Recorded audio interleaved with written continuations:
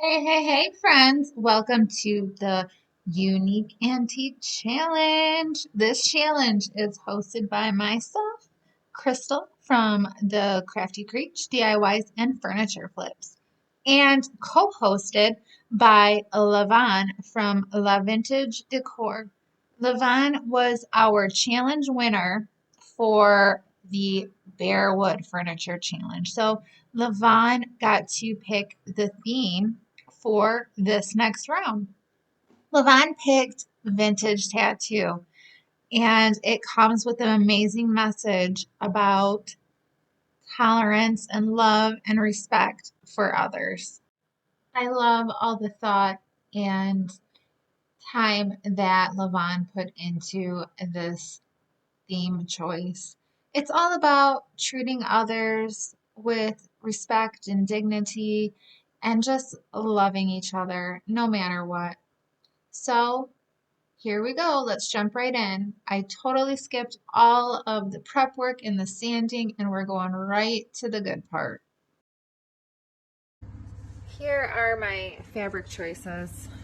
I'm really struggling with which one I want to use because they're all fun and they all are kind of within the realm. I mean, these totally look like vintage tattoos to me. And then there's this one.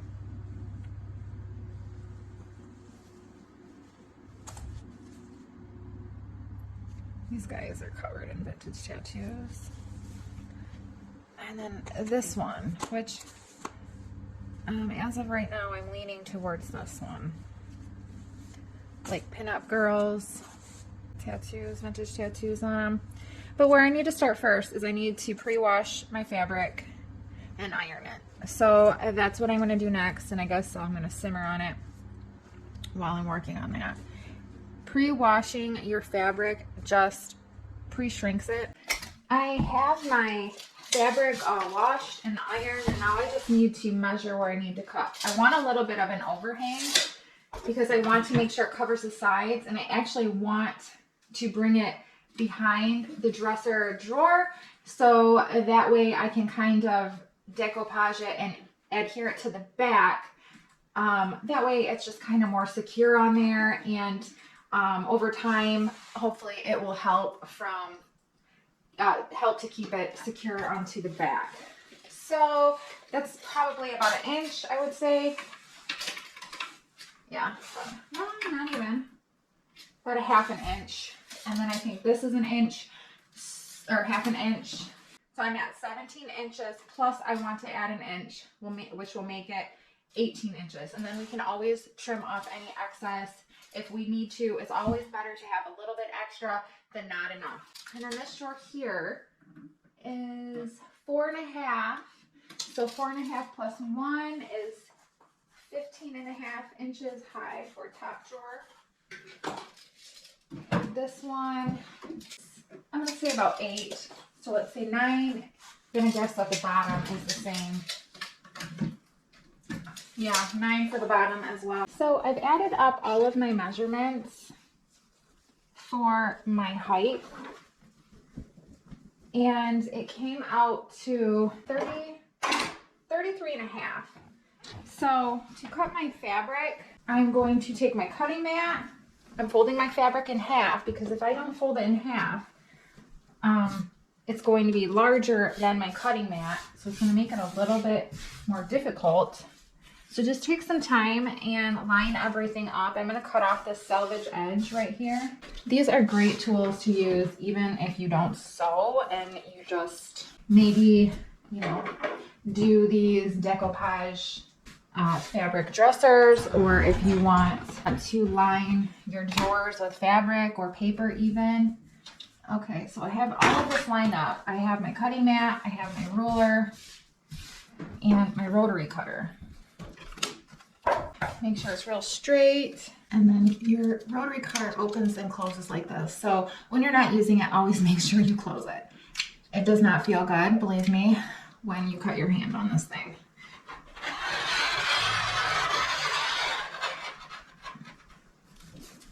And you can see it's getting kind of dull. I'm going to need to change my blade. All right, so we have a nice straight edge there on that side. Okay, so it's 18 long. Here, 18 long, so I need to hold my fabric all the way to this edge here. Make sure it's nice and lined up there. Make sure it's nice and lined up at the bottom. So your cuts are straight, and then I'm gonna find my 18. So right here's my 18. Or down here on the bottom, you can see the 18. Right, here's my 18. So now I know where to put my acrylic ruler, and I'm gonna make sure it's lined up at the top. Double check everything, make sure everything's straight and lined up. Take your rotary cutter, press firmly down on this, because you don't want to let this slip, and then when you are using your rotary cutter, if you're pushing really hard, it'll cut right into your fabric, and that is no good. So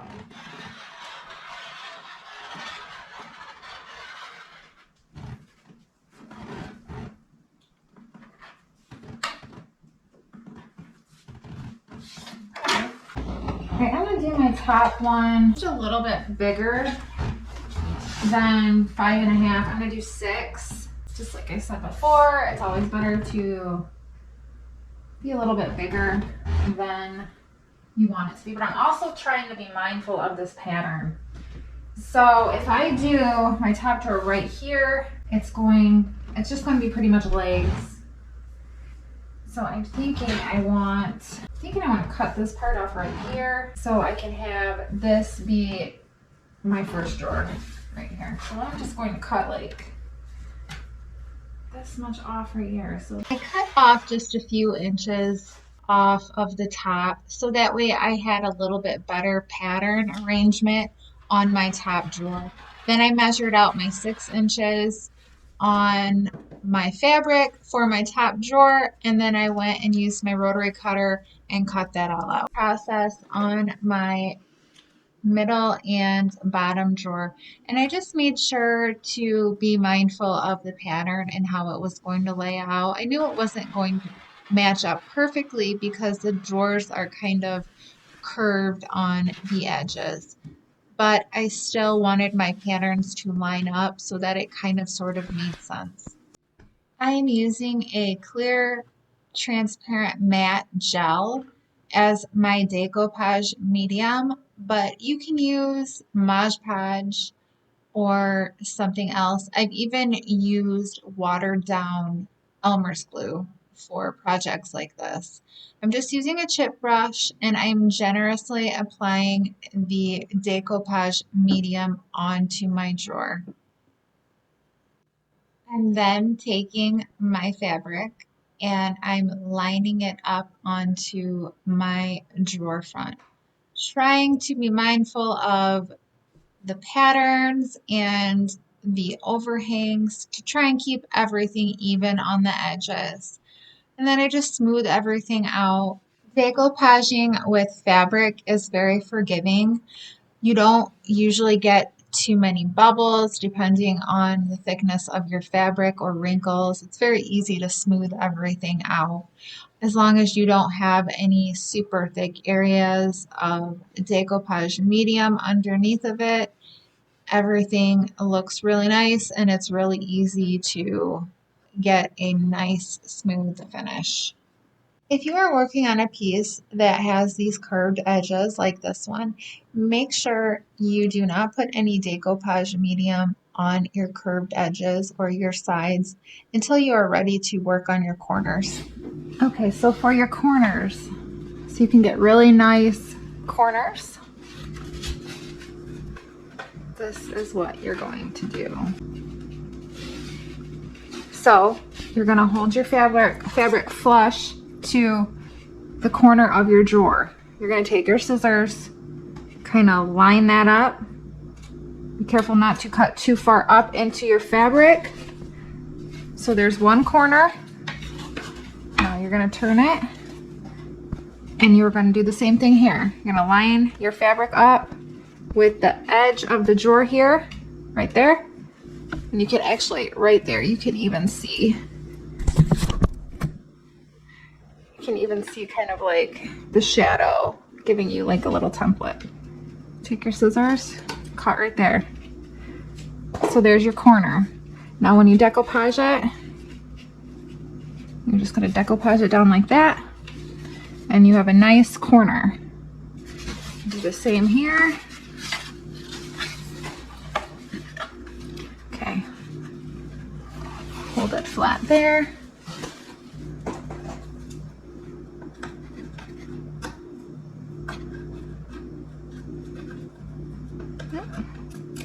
And cut. Hold it flat there. Cut your corner off. Now take your decoupage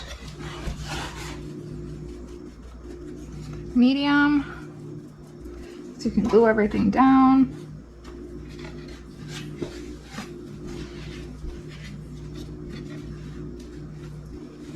That's that. Now we need to do the bottom.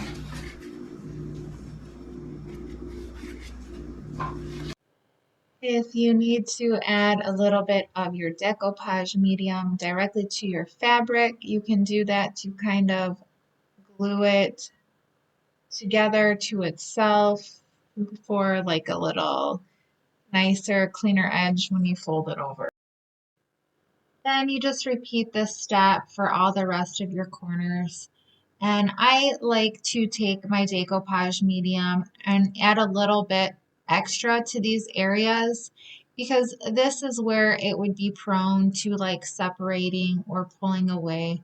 And then I also like to take my decoupage medium and kind of tack down the raw edges where the fabric might fray and start to pull apart and just kind of glue everything down so there's no concern about the fabric starting to unravel because everything's all glued down and the cuts are all pretty much tacked down. Everything is secured. Once your corners decoupage down and secured, then you can go and decoupage the edges underneath the fabric. You kind of want to just keep that free and loose so that way while you're working on the corners, you don't have to deal with the fabric being glued or stuck down.